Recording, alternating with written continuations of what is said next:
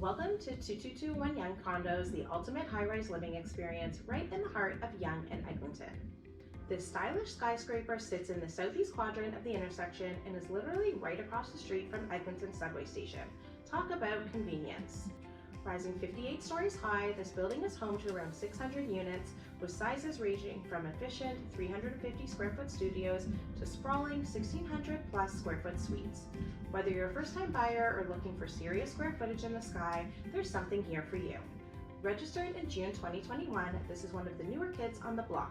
And heads up for renters, rent control does not apply here, which of course is good news for investors. The amenity list, next level. We're talking 24/7 concierge, a full gym, an entire spa floor, yes really, with 3 whirlpools, change rooms, and treatment spaces.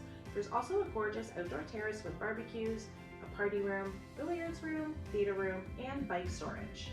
And get this, parking is valet only. That's right, you hand over the keys and they do the rest. No more navigating tight corners. Maintenance fees here don't include utilities, so heat, hydro, and water are billed separately based on your usage. Pet lovers, you are welcome. 1 pet per unit is allowed with a max weight of 40 pounds, so your Frenchie or cockapoo is totally good to go.